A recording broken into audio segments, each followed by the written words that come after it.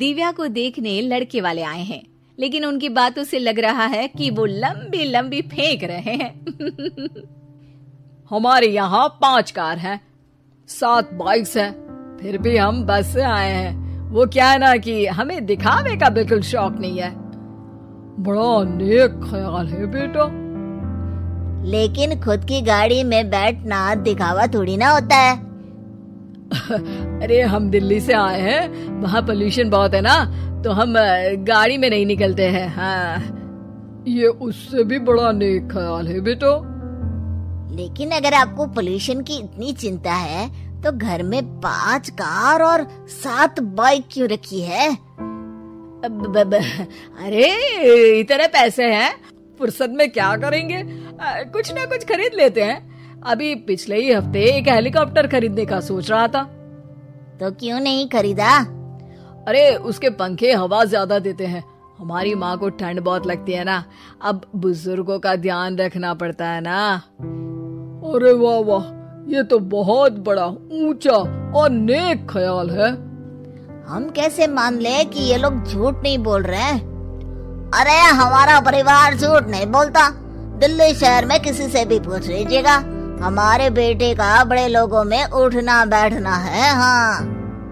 अरे छोटो चुप रह, इतने बड़े लोग हैं, झूठ क्यों बोलेंगे?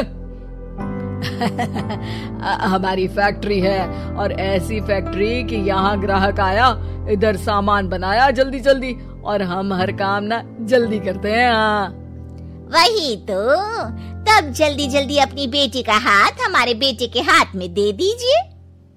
दिव्या के पिताजी दिव्या के भाई छोटू की एक भी बात न मानते हुए दिव्या की शादी दिल्ली के इस फेंकू परिवार में करवा देते हैं। जब दिव्या ससुराल पहुंचती है तब आपकी कार्स और बाइक्स कहाँ है? मुझे बाहर जाना था किसी काम से। कार और बाइक्स? कौन सी कार और बाइक्स? अरे जब आप मुझे देखने आए थे तो कहा था ना कि आपके यहाँ 5 कार्स हैं और 7 बाइक्स हैं। हाँ हाँ उस दिन थी, आज नहीं है। है? आज कहाँ गई? अरे जिनकी थी वो ले गए। मतलब वो आपकी नहीं थी? आपने तो कहा था हमारे घर पर है। हाँ घर पर थी, बाबूजी का एक पार्ट टाइम काम है कार और बाइक धोने का। उस दिन घर पे 5 कार और 7 बाइक्स थी तो बोल दिया था। अरे झूठ थोड़ी ना बोला है, जैसा था वैसा बोल दिया। और वो हेलीकॉप्टर खरीदने वाली बात, वो झूठ थी क्या? अरे बिल्कुल नहीं, शहर में एक नई कंपनी आई है पंखे की, जिसके पंखे बड़े हैं। कंपनी का नाम हेलीकॉप्टर रखा है। जब लेने गए तो हवा बहुत तेज फेंक रहा था, तो माँ ने बोला ठंडी लगेगी बेटा। वैसे भी दिल्ली में ठंड ज्यादा होती है ना। झूठ कहाँ बोला मैंने, जैसा था वैसा बोल दिया। हे भगवान, और वो फैक्ट्री वाली बात, इधर ग्राहक आया उधर सामान तैयार। अरे वो भी तो बिल्कुल सही है।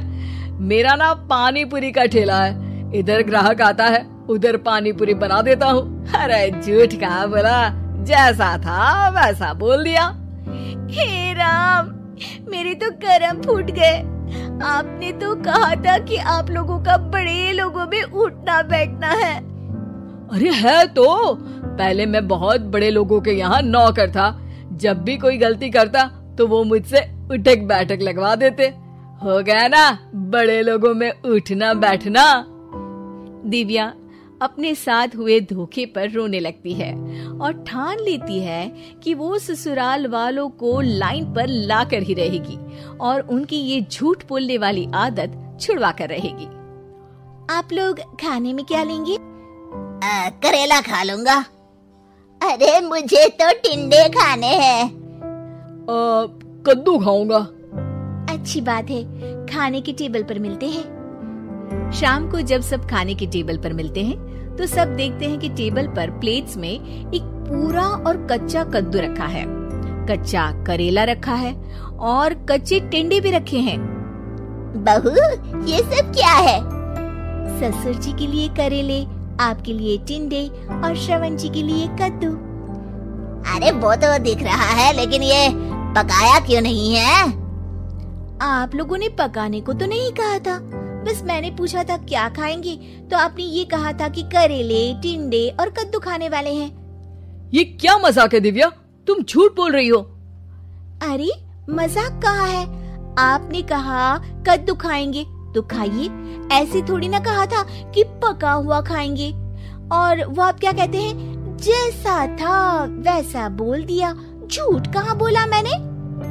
दिव्या की बात सुनकर, समझकर सब शर्मिंदा हो जाते हैं और उन्हें अपने किए और झूठ बोलने की आदत पर पछतावा होता है। दिव्या समझदारी दिखाते हुए उन्हें सच के रास्ते पर चलने और किसी से मजाक में भी झूठ ना बोलने की सीख देती है और उनके काम में मदद करके उनके काम को और बड़ा बनाने में मदद करने लग जाती है।